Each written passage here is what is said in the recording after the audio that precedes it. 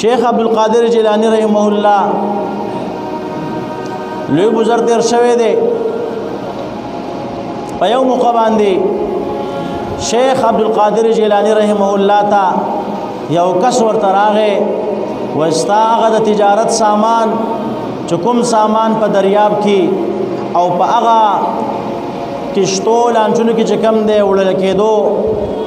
هغه لانچ او کشته خو چې کم دی ډوبه شوه ستا هغه سامان د تجارت تباه و برباد شو هغه هم هلاک شو شیخ عبدالقادر جیلانی رحمه الله سر لخکته کو بیا یې سر اوچت کو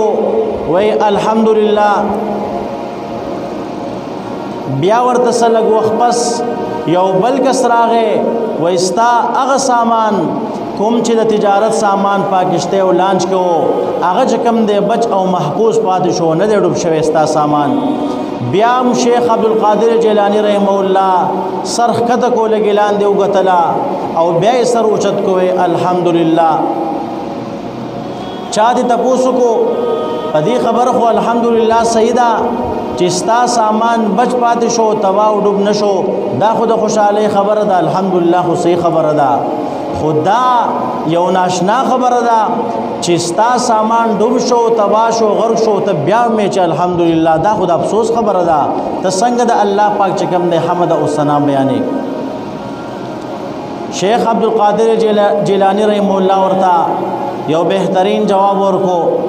وای ما الحمدلله د سامان په ډوبېدو بچ کېدو نه دی ویلې ما ته چې یو پیر دا خبر راکړی شو چې ستا سامان په کشتۍ کې چې کوم دی هغه ډوب کړی شو هغه تباه کړی شو ما خپل زړه ته سوچ کو چې آی زما زړه په دې سامان او په خپل به تجارت سامان باندې خپه دی او که خوشحاله دی زما په زړه کې هېڅ خفګان نه راغلی زما زړه بالکل مطمئن و پروا مې نه وه نو د زړه په دې اطمینان باندې مې الحمدلله وویل او چې بل خبر راته راکړی شو چې ستا د کشتۍ او هغه د تجارت سامان محفوظ پاتې شو هغه چې کوم دی بچ کړی شو ما بیا خپل زړه ته وکتله زما په زړه کې بیا په دې هېڅ خوشحالي نه راغلي ما ویل دا چې کوم دی کېږي بیا مې د دې زړه په دې اطمینان باندې الحمدلله وویل نو څه مقصد په هر حال کې د الله پاک چې کوم دی حمد او ثنا بیانول په هر حال کې د الله پاک شکر وستل پدې باندې الله پاک لاګ لا شکر دے الله پاک موږ انسانان پیدا کړیو که الله پاک غریب څوک پیدا کړي بیا هم انسان دی که څوک مالدار پیدا کړي بیا هم انسان دی که انسان ګوټ پیدا کړي بیا هم انسان دی او که انسان شل پیدا کړي بیا هم انسان دی کچری الله پاک د چانه زناور جوړ کی الله پاک یو کس په جوړ کی الله پاک یو انسان چې کوم دی هغه خنزیر جوړ کی الله پاک یو انسان بل زناور پیدا کی څوک د هغه نه تپوس کول کې شته دی آی څوک شته دی چې د هغې نه بیا انسان جوړ کی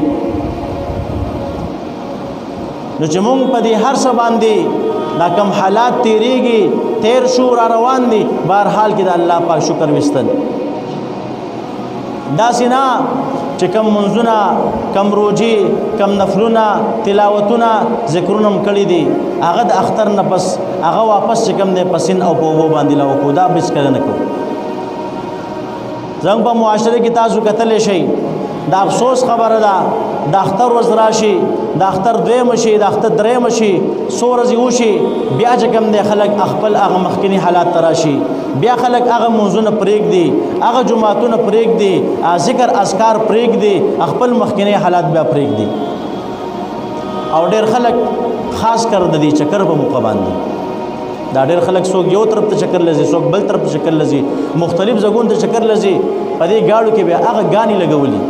هغه ډانسونه به لګولي او هغه سیزونه به کوي چې دغه ته به سړی حیران شي چې خدای پاک دا خلک د کوم ځای نه راغلي دا چېرته چا ټول عمر چې کوم دی په جیل کې بند کړي چا په پنجرو کې چې کوم دی بند کړي دا خلک یې نن آزاد کړه نو دیو به هغه حرکات کوي ستا دپاره چکر هم جایز دی ستا دپاره د یو ځای نظار هم جایز ده خو د شریعت په حدودو کې دننه